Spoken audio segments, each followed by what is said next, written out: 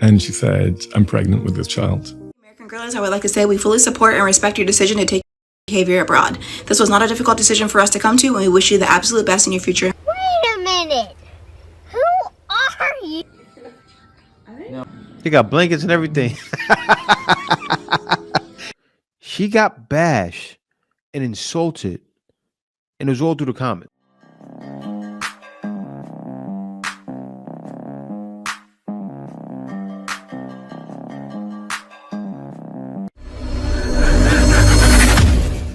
Welcome back to More to Life. I'm not going to hold you. Let's get right into it. And she said, I've been having an affair with a man from work. And I remember just tears began to stream. I didn't move, completely motionless. Tears began to stream. And then she said, and that's not all. And she said, I'm pregnant with this child. And in that moment, I felt like I lost a lot. You know, I'd lost my wife. I'd lost the life we created. I'd lost the dog, our home, my parents-in-law, her family. I had to stop it really quickly because in a situation like that, right, either a guy can get really angry or some guys just break down. At this point, I'd probably be like him. I'd break down. And women have this power. Guys have the power too, but this is what happens. Everything that I'd really held dear, if someone said, what makes a meaningful life, I would have described these things. And it felt like they'd just been snatched away, just came crumbling down like a house of cards. With God, you can get through this. You can become stronger, wiser, more caring, more compassionate, and more loving.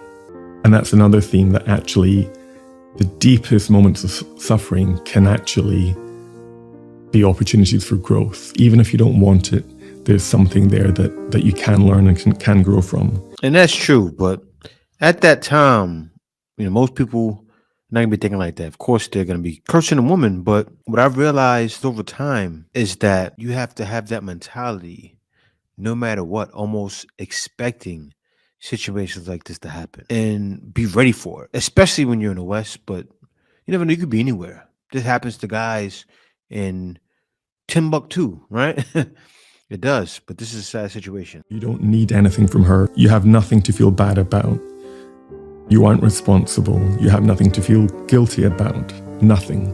Because there were moments where my mind would almost begin to, in a way, play a trick on me and begin to try and create reasons to feel bad or to try and create shame. And at those times, while I would accept what came up, I decided not to pursue that line of thinking. And then one day it was remarkable. I was running along and I said, I forgive you. And there was nothing. And then I said, and I'm sending you my love. And I felt easy. And I said, and I wish you all the best for the future. And I could tell that I meant it for them, you know, for them together as a family. And I felt at peace. And it's a bit like that saying, my yoke is easy, my burden is light. Now, genuinely, it sounds strange, but I don't really feel anything for them. It's almost as if they're just other people on their journey. And I had that shared history with my wife, which I look upon fondly, particularly the first 8 years. We had a wonderful marriage for a long time. She broke his heart. That's something that only God can really heal. For the man to, you know, be that forgiving, which is what he should do, turn the other cheek, right? But it's not easy. It's not easy when you're going on through this life and women are downtrodden and rotten. But yeah, this is a crazy situation. I feel sorry for this guy. But let's go on to the next one. American girlies, I would like to say we fully support and respect your decision to take behavior abroad. This was not a difficult decision for us to come to, and we wish you the absolute best in your future endeavors. Tell me something about you that's a red flag. She's on Bumble.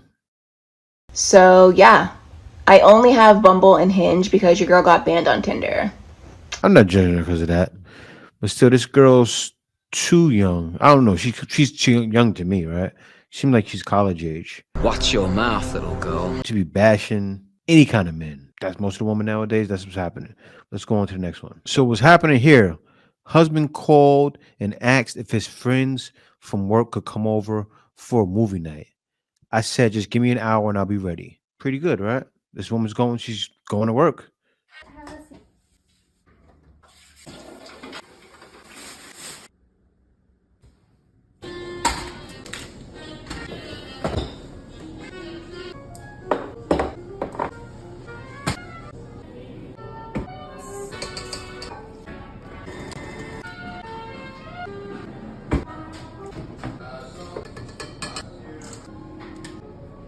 She's throwing down. She's throwing down the cookies, I guess, for snacks while they watching whatever they're watching. And this is great because she could easily turn around and say, why you gotta have your friends over? Well, it's good because the friends are coming over so she can kind of honor the situation. Great thing for any woman. But I like what she's doing.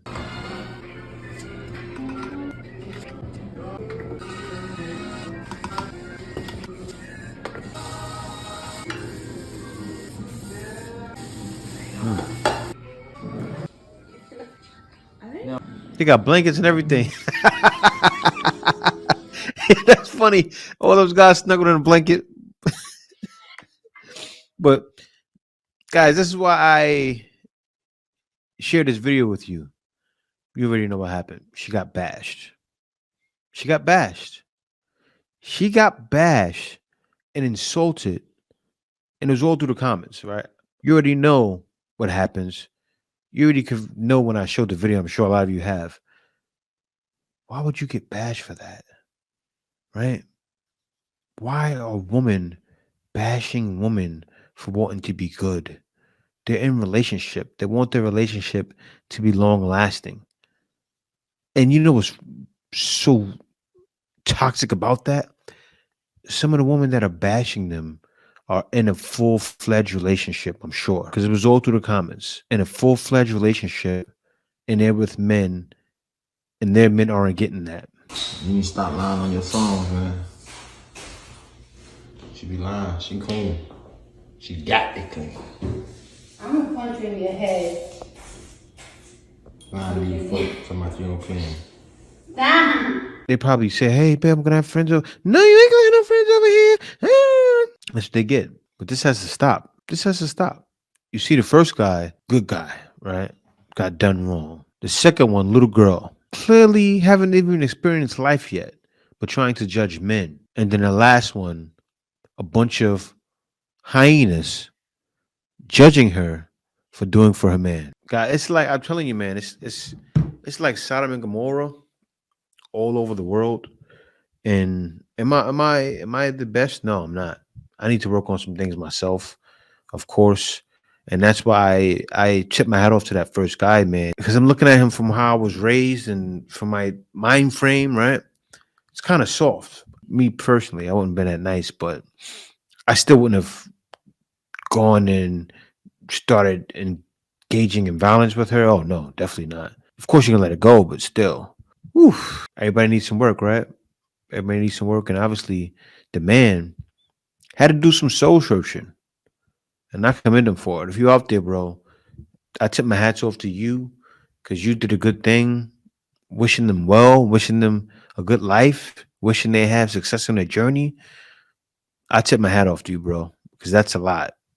And a lot of guys just won't be able to deal with that. A lot of guys would have got their number, reading off their number every day to a CO. Inmate number 53296. And that's just facts. When situations like that happen, it's hard not to get emotional. You dirty little. But that's why at the end of the day, more men need emotional control to be able to deal with situations like that. The modern world will try and convince you that Stoicism is toxic masculinity and that you should never practice Stoicism. But I promise you right now that all of those alpha male personality types that you saw getting really successful and seem really good with women and they make a lot of money, they're all stoic. They've all learned to manage their emotions. And it might happen. Andrew Tate break down and cry one day. It happens. Bro, I cry sometimes. But it's having the understanding that shouldn't encourage this, especially not to open up in front of someone who doesn't want you to. Yeah, guys, see you next video.